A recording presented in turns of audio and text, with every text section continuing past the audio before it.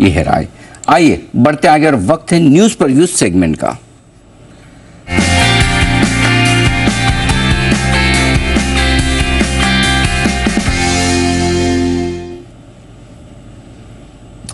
आज आपकी मुलाकात करवा रहे हैं हम देश की जानी मानी दिग्गज renewable energy finance company IREDA से।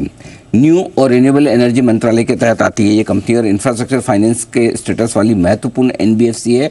पिछले 36 साल से पावर फाइनेंसिंग में अपना कारोबार जमाए हुए है ये कंपनी। आइए आपकी मुलाकात करवाते हैं कंपनी के सीएमडी प्रदीप कुमार दास साहब हमारे साथ कार्यक्रम में हो रहे हैं शामिल। सर, मई 2020 से कंपनी के सीएमडी हैं। कोलकाता यूनिवर्सिटी से आपने बीकॉम की डिग्री हासिल की है। जेवियर इंस्टीट्यूट भुवनेश्वर से आपने post graduation diploma in management किया है। आईसीएमएआई के फेलो मेंबर हैं, सीएस भी हैं आप, और इरेडा के साथ जुड़ने से पहले आप आईटीडीसी के डायरेक्टर फाइनेंस भी रह चुके हैं। पावर, रिन्यूएबल एनर्जी, बैंकिंग और फाइनेंस का 30 साल से ज़्यादा का अनुभव प्रदीप कुमार दास साहब का है। दास साहब, बहुत बहुत स्वागत है आपका। धन्यवाद सर, आपने हमें समय दिया। सबसे पहले जो आज टॉक ऑफ टाउन है, जिसकी वजह से पावर फाइनेंस कंपनियों पर ज़्यादा आज काफ़ी कुछ एक्शन आता हुआ दिखा है कमजोरी का, उसी पर राय लेना चाहता हूं। जो आरबीआई की तरफ से ड्राफ्ट गाइडलाइंस आई हैं, जो नोट जारी किया है, जिसमें वो कह रहे हैं कि जो अंडर कंस्ट्रक्शन प्रोजेक्ट्स हैं उस पर प्रोविजनिंग 5% की जाएगी शुरुआत में। बताएं सर, इस ड्राफ्ट का क्या मतलब है? ये क्या आपकी कंपनी पर भी लागू होता है? इस सेक्टर पर जो लागू होता है उसका क्या असर हो सकता है आगे चलते हुए, ये जरा समझाएं सर। अनिल जी नमस्कार, बहुत बहुत धन्यवाद। पहले तो आरबीआई का जो गवर्नेंस नॉर्म्स है, जहां जहां प्रोजेक्ट फाइनेंसिंग में कहीं लूपहोल्स वो उनको नजर आता है, उसको प्लग इन करते हैं। सिंपल साधारण भाषा में मैं कहूंगा, अंडर कंस्ट्रक्शन प्रोजेक्ट में रिस्क मैट्रिक्स थोड़ा ज्यादा रहता है, तो उसके कारण आरबीआई ने ये प्रोविजन प्रपोज किया है। ये ड्राफ्ट गाइडलाइन है। पहले तो मैं सारे श्रोताओं को बताना चाहता हूँ, ये ड्राफ्ट गाइडलाइन है। उसमें हमारे जैसे बैंकर और बाकी प्रोजेक्ट फाइनेंस लेंडर्स वो भी उनका इनपुट देंगे, बट उसमें देखेंगे कई जगह में जो है वो मोस्टली गवर्नेंस का फोकस किया हुआ है। प्रोविजनिंग तो एक पार्ट है, इसका अलावा भी corporate governance, good financial governance, उस पर भी फोकस किया गया है।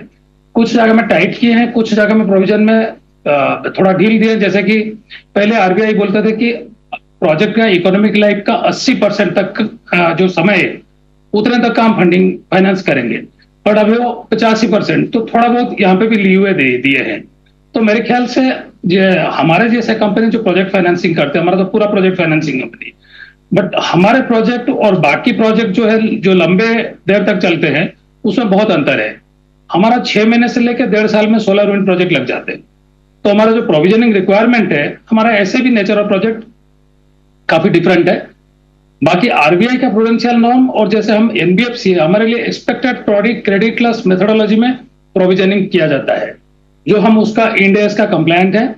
आज का दिन में भी हमारा जो इंड एस का ईसीएल प्रोविजनिंग किया हुआ है लास्ट मार्च 24 का रिजल्ट में, और जो आरबीआई का गाइडलाइन का हिसाब से जो ये अधिरास आने का पहले जो है ऑलमोस्ट 92 करोड़ का स्पेस हमारे पास अवेलेबल है। तो ये जो एडिशनल नॉर्म्स अभी प्रपोज हुआ है, जो आगे चल के जब फाइनल होगा और जब अप्लाई करेगा, वहां पे हम 92 करोड़ का करीब कुशन ले सकते हैं। और ये आप मानेंगे, हमारा गवर्नेंस पे हम बहुत फोकस है। भारत का पहला बैंकिंग नॉन बैंकिंग कंपनी इस बार सिर्फ 19 दिन में रिजल्ट पब्लिश किया है। हमारा डिजिटल प्लेटफॉर्म ऑलरेडी काफी स्ट्रांग है, उसको भी हम बढ़ा रहे हैं। हम शुरू से हमारा फाइनेंशियल नंबर और ग्रोथ पे जितना फोकस किया, लास्ट 4 साल का आंकड़ा अगर देखेंगे, हम कॉर्पोरेट गवर्नेंस को लगातार इंप्रूव करते गए हैं। प्रोजेक्ट फाइनेंसिंग को, हमारा जो अप्रेजल मैकेनिज्म को, उसको काफी टाइट किया है। और रिव्यू मॉनिटरिंग जो है उसको हम काफी रोबस्ट है। एवरी मंथ नहीं दास साहब, बाकी तो आपकी कंपनी शानदार, इसमें कोई डाउट ही नहीं है। आप बेस्ट कॉर्पोरेट गवर्नेंस और सारे पीएसयू स्टॉक में सबसे पहले नतीजे पेश करने वाली आपकी कंपनी है। ये तो बहुत ही मतलब जबरदस्त कमेंडेबल है। मैं इस ड्राफ्ट पर थोड़े 1-2 सवाल आपसे पूछना चाहता हूँ। पहला तो ये, क्या इस ड्राफ्ट का, अगर इस ड्राफ्ट को लागू किया जाता है, अभी तो ड्राफ्ट है राइट, तो लागू करने में कितना वक्त लगेगा? कुछ लोग कह रहे हैं अंदाज कि कम से कम साल भर का वक्त तो दिया जाएगा कंपनी को, क्या ये सही समझे? मेरा हिसाब से 6 महीने से साल भर का समय तो देंगे। ना चाहिए, ठीक है। क्योंकि इसमें सबसे पहले बैंकों पे इम्पैक्ट आएगा, जी। क्योंकि बैंक आज का दिन में इंड एस का मेथोडोलॉजी फॉलो नहीं कर रहे हैं। हाँ। तो बैंक आरबीआई का प्रूडेंशियल नॉर्म से प्रोविजनिंग कर रहे हैं। ठीक लेकिन बात। जैसे हम एनबीएफसी है, बाकी एनबीएफसी है, हमारे लिए ईसीएल प्रोविजनिंग मेथोडोलॉजी ऑलरेडी हम 4-5 साल से कर रहे हैं। ऑलरेडी कर रहे हैं, ठीक बात है। दास साहब, दूसरी बात, चलिए ये एक अच्छा आपने क्लेरिफिकेशन दिया कि बैंक्स के लिए ज़्यादा प्रोविजनिंग करनी पड़ेगी, आपके लिए नहीं। दूसरी बात, अगर ये ड्राफ्ट गाइडलाइंस ऐसी की ऐसी लागू हो जाए, चाहे 6 महीने लगे, 12 महीने लगे, क्या आपको किसी तरह की एक्स्ट्रा प्रोविजनिंग करनी होगी, या आप अभी जो प्रोविजनिंग कर रहे हैं वो सफिशिएंट है? अधिक से अधिक हमारा कंप्लायंट ऑलरेडी है। अगर यही इन टोटो दिया जाता है तो हमारा कुछ बहुत खास इंपैक्ट नहीं आएगा। Perfect. लेकिन हम as a self good govern organisation का हिसाब से हमारा प्रोविजनिंग देखेंगे। हम लास्ट 3 साल से प्रोविजनिंग कवरेज रेशियो हमारा बढ़ता गया है। जो 45-46 होता था, आज हम 58 तक कर चुके हैं। तो हम as a good govern, self good govern methodology का हिसाब से ये सब कर रहे हैं। रही बात दूसरी बात, सिर्फ बैंकों का बात नहीं, long term project finance company organisation है, जहां पे लॉन्ग जेस्टेशन पीरियड है प्रोजेक्ट कंस्ट्रक्शन का, उनको भी ज्यादा इंपैक्ट आएगा।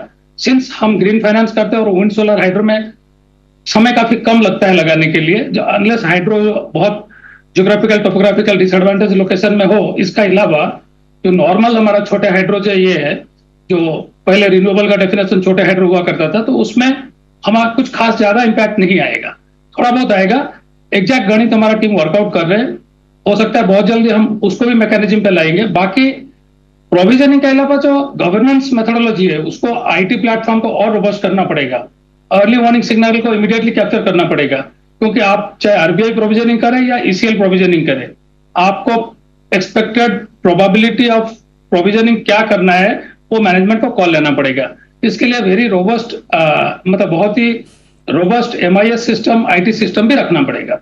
अब मान लिया कि आपकी कंपनी के लिए तो बहुत ही नॉमिनल है, लेकिन क्या यही चीज पूरी बाकी सारी पावर फाइनेंस कंपनियों के लिए भी है? क्या वो भी सिमिलर नॉर्म्स यूज करती है, या उनके लिए ज्यादा भी हो सकता है? और जितने एनबीएफसी है ऑलरेडी ईसीएल प्रोविजनिंग कर रहे हैं, लेकिन जो फॉसिल फ्यूल में करते हैं, जब प्रोजेक्ट है या गैस बेस से जो भी है, फॉसिल फ्यूल में लंबा पीरियड होता है, रिन्यूएबल से ज्यादा लगता है। न्यूक्लियर करेंगे तो वो और ज्यादा लगता है। तो वो सब सेक्टर के लिए, वो सब बैंकिंग के लिए थोड़ा ज्यादा इंपैक्ट आ सकता है। आप ये कह रहे हैं कि पीएफसी हुआ, आरईसी हुआ, इरेडा हुआ, ये तो पहले से ही फॉलो कर रहे हैं इस पूरी प्रोसेस को, राइट सर? नहीं, एक होता है प्रोविजनिंग नॉर्म, एक होता है प्रोजेक्ट कंस्ट्रक्शन पीरियड जो है। जैसे मैंने बोला विंड सोलर हाइड्रो, इसमें कम टाइम लगता है। तो जब प्रोजेक्ट कंस्ट्रक्शन पीरियड कम होगा, आपको कंस्ट्रक्शन पीरियड में प्रोविजनिंग का बात कर रहा है आरबीआई, बढ़ा रहे हैं। लेकिन जब प्रोजेक्ट पीरियड कंस्ट्रक्शन ज्यादा रहेगा, वहां पे तो प्रोविजनिंग करना पड़ेगा उनको, इसलिए उनका ऊपर थोड़ा ज्यादा इंपैक्ट आ सकता है। इरेडा तो एकदम कंपैरेटिवली एकदम मजबूत है, इसमें कोई डाउट ही नहीं। तो अगर मतलब गाइडलाइंस लागू हो भी जाए तो इरेडा को और प्रदीप कुमार दास साहब को कोई चिंता नहीं, राइट सर? हमें बहुत चिंता नहीं है, हल्का फुल्का। लेकिन हमारा जो स्वभाव बना हुआ है लास्ट कई साल से कि हम बेस्ट क्वालिटी कॉर्पोरेट गवर्नेंस देंगे। मैं थोड़ा एक पॉइंट बोलूंगा, आपने बताया सरकारी कंपनी पहले दिया, ऐसे नहीं सर। इस बार सरकारी बेसरकारी सबको मिला करके जो बैंकिंग एनबीएफसी सेक्टर है, उसमें हम सबसे पहले दिए हुए हैं। यस, बिल्कुल ठीक बात है। 19 अप्रैल जहाँ तक मुझे याद है, राइट सर? 19 अप्रैल को रिजल्ट आए थे आपको, और बिल्कुल। चौथी तिमाही के को रिजल्ट इतना जल्दी देना कमेंडेबल है सर। इसीलिए तो हमको आपके आईपीओ के वक्त से हम आपकी कंपनी को आपको बहुत पसंद करते हैं। ये इस तरह का एग्जाम्पल है जो आप पब्लिक सेक्टर की कंपनी होते हुए भी प्राइवेट सेक्टर के लिए भी आप एग्जाम्पल सेट कर रहे हैं। कमाल है सर, बहुत बढ़िया। बहुत बहुत धन्यवाद दास साहब, समय दिया आपने और विस्तार से बताया इन पूरी गाइडलाइंस के बारे में। Thank you so much sir. बहुत बहुत धन्यवाद। प्रदीप कुमार दास साहब बताते हैं, और दीप ये तो क्लियर कट सर बता रहे कि बहुत ज़्यादा इम्पैक्ट आएगा नहीं इरेडा पर। तो इरेडा को तो बिना मतलब की धुलाई पिटाई करने से कोई मतलब नहीं है, मार्केट समझ भी रहा है, तभी निचले स्तर से काफ़ी रिकवरी हुई है। ये आपके लिए इरेडा की तरफ से पूरी की पूरी बातचीत आती हुई।